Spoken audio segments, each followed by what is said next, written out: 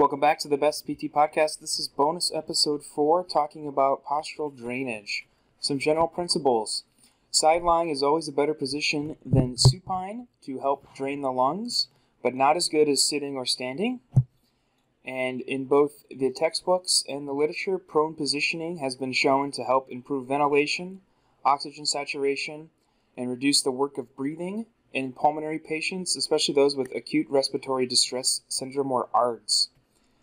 Trendelenburg should be used for patients with COPD or otherwise having a flat diaphragm. And the general idea behind postural drainage is that the lung segment being targeted for drainage should be perpendicular to gravitational force. Each position should be maintained for 5 to 10 minutes and include percussion and vibration. And some evidence is now showing that head down positions are contraindicated for any patient. And so that's from the textbooks, although from the practice exams from multiple different places, there are still a lot of questions involving head-down postural drainage positions, so expect to see them. Traditional contraindications for postural drainage include pulmonary edema, aortic aneurysms, unstable cardiovascular status, pneumothorax, a weakened diaphragm, hemoptysis or coughing up blood or breathing up blood, pleural effusion, obesity, ascites, and increased intracranial pressure. Going from top down, starting with the upper lobes, to drain the apical segments of the upper lobes, the patient should be sitting while leaning back 60 degrees against the therapist or some pillows, and percussion should be performed at the clavicle and the top of the scapula.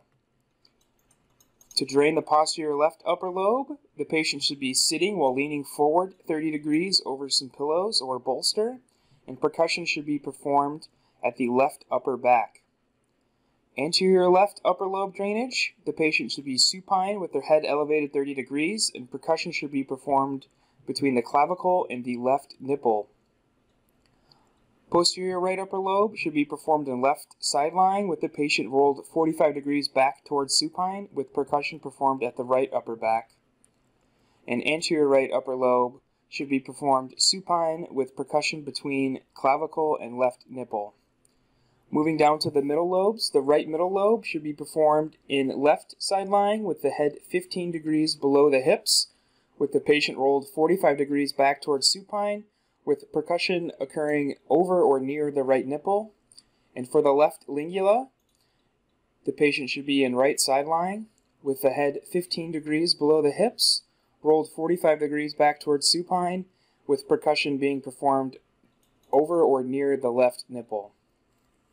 And finally, the lower lobes, so the superior apical segment of the lower lobe, the patient should be prone, with percussion performed over the mid-back, below the scapula. Anterior segments of the lower lobes, the patient should be supine with the head 30 degrees below the hips, and percussion being performed over the lower ribs. Lateral right lower lobe, the patient should be in left side lying with the head 30 degrees below the hips and percussion being performed over the right lower rib region. The lateral left lower lobe, the patient should be in right side lying with the head 30 degrees below the hips and percussion performed over the left lower ribs. And finally, the posterior segments of the lower lobes, the patient should be prone with their head 30 degrees below the hips and percussion being performed over the lower ribs. And finally, in addition to percussion with postural drainage, you can also add in vibratory pumps, where you pump the ribs 3 to 4 times as the patient exhales to increase drainage of secretions. That's it for bonus episode 4, talking about postural drainage. Bonus episode 5, we'll talk about joint mechanics and joint coupling patterns. As always, the outline will be in the show notes. Thanks for joining.